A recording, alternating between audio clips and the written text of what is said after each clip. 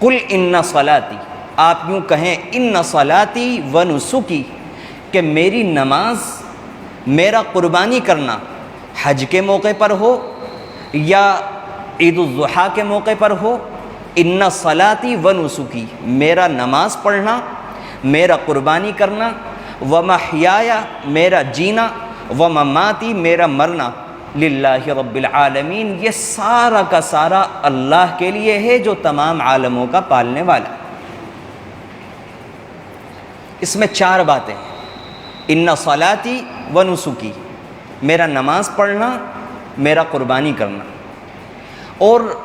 نماز کے تعلق سے بات ہمارے سامنے بار بار آتی رہتی ہے، اور تمام ہی عبادات کے بارے میں بات آتی رہتی ہے کہ جو بھی عبادت کی جائے وہ تنہا اللہ رب العزت کے لیے خالص کر کے کی جائے۔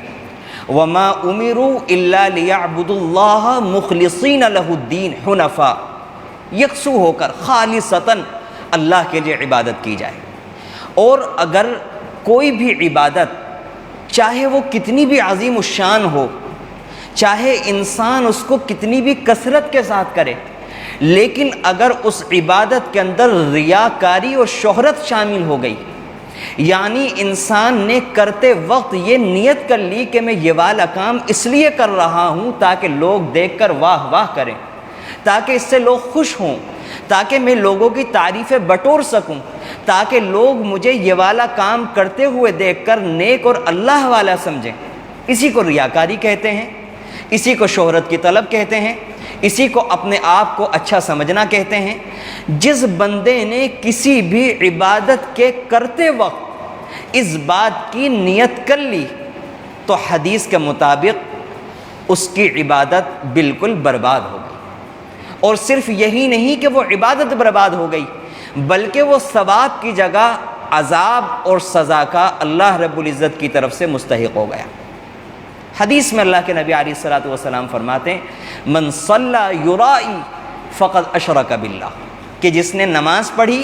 لیکن نماز لوگوں کو دکھانے کے لیے پڑھی کہ مجھے لوگ نمازی کہیں گے، مجھے لوگ نماز پڑھنے والا اچھا دیندار شخص سمجھیں گے، تو اللہ کے نبی علیہ السلام فرماتے ہیں کہ اس کی صرف نماز ہی بیکار نہیں گئی،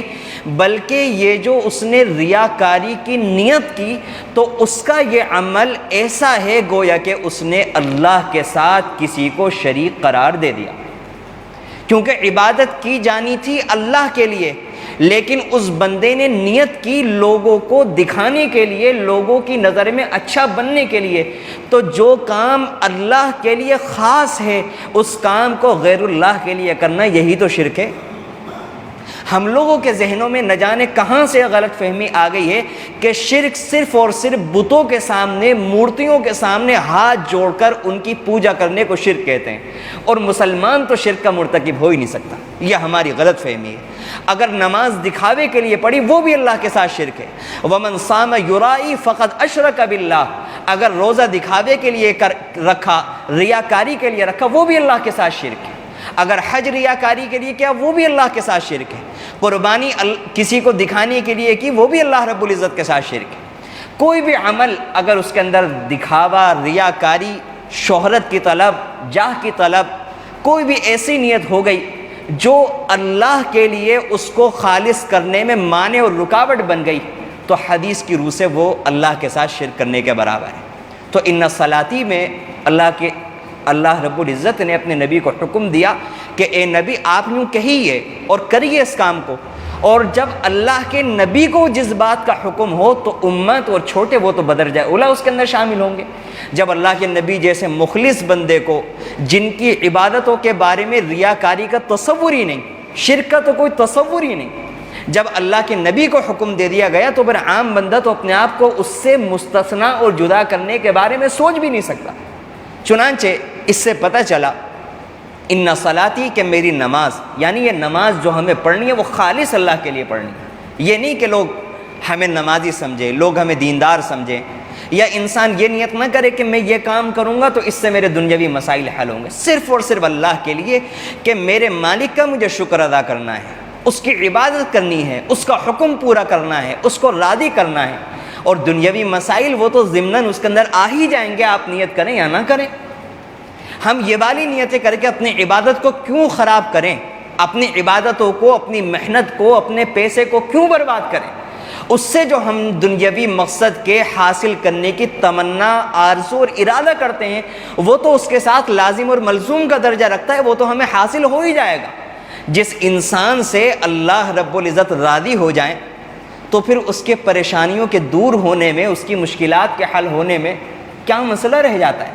صرف یہی تو مسئلہ ہے کہ انسان سے جب اللہ رب العزت ناراض ہوتا ہے تو پھر اس وقت اللہ رب العزت اس کو دین سے دور کر دیتا ہے اور اس کو پریشانیوں کے اندر الجھا دیتا ہے۔ بہرحال یہ تو ہوئی نماز کی تشریح۔ اور دوسری چیز ہے ونسکی، کہ میرا قربانی کرنا، یعنی قربانی کرتے وقت جب انسان جانور ذبح کر رہا ہے، اس وقت نہ تو ذہن کے اندر یہ ہو کہ میرے فلاں پڑوسی نے، اس نے تو ایک بھی جانور ذبح نہیں کیا، یا اس نے تو بہت ہلکا جانور ذبح کیا، اس نے 10,000 کا جانور ذبح کیا، میں 30 اور 40,000 کا جانور ذبح کر رہا ہوں، فلاں نے تو ایک بھی جانور اللہ کے نام پر قربان نہیں کیا، میرے ہاں تو 7 اور 8 قربانیاں ہو رہی ہیں۔ ایسی کوئی بھی نیت ہمارے خواب و خیال میں بھی نہ آ سکے۔ یہ قربانی کے وقت جو اللہ کے نبی کو دعا سکھائی گئی ہے، یہ اس کے اندر شامل ہے کہ میرا نماز پڑھنا، میرا قربانی کرنا وہ دکھاوے کے لیے نہ ہو کہ فلاں کے گھر میں تو بڑا شاندار بکرا آتا ہے، بڑا اونچا بکرا آتا ہے، بڑا بھاری بھرکم بکرا آتا ہے، بڑا مہنگا بکرا آتا ہے۔ اس طرح کی کوئی بھی نیت ہمارے خواب و خیال میں نہ آ پائے۔ اگر ہمارے دل کے اندر ایسی نیتیں آئیں گی اور ہم ایسی نیتوں کے ساتھ نماز پڑھیں، قربانی کریں، روزہ رکھیں، حج کریں، کوئی بھی عمل کریں، تو صرف یہی نہیں کہ وہ ہمارا عمل برباد اور ضائع ہو جائے گا، بلکہ اللہ رب العزت کی نظر میں ہم مجرم بن جائیں گے اور ہم گناہ کے مرتکب ہو جائیں گے۔ ایک نیت کرنا اور ایک خیال آنا، خیال آ جانا، شیطان کا وسوسہ پیدا کر دینا، اس میں ہمارا کوئی اختیار نہیں ہوتا۔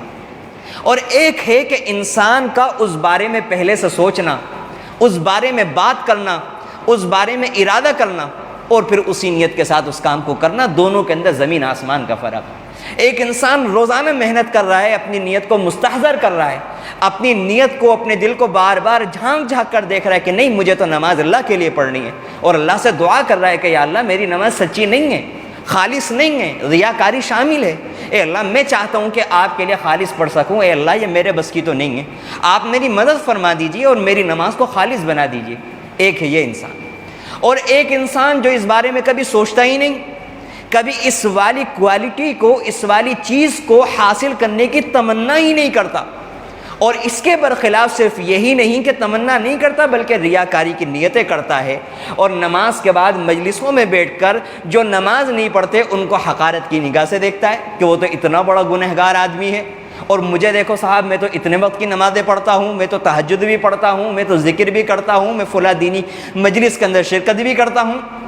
تو اگر کوئی انسان یہ والا عمل اس طرح سے کر رہا ہے تو یہ اس کی بات ہے، باقی ایک انسان اپنی نیت کو بنانے کی محنت کر رہا ہے پھر بھی شیطان وسوسہ ڈال رہا ہے تو یہ اس انسان کی بات نہیں ہو رہی ہے۔ اللہ نے اسی بات کا مکلف بنایا جو ہماری اختیار میں ہے۔ خیالات کو روکنا، وساوس کا روکنا، یہ ہماری اختیار میں نہیں ہے، لہذا اس پر کوئی مواخذہ بھی نہیں ہے اور اس کے ہم مکلف بھی نہیں ہیں۔ یہ دو باتیں، ان صلاتی و نسکی، یہ دو باتیں۔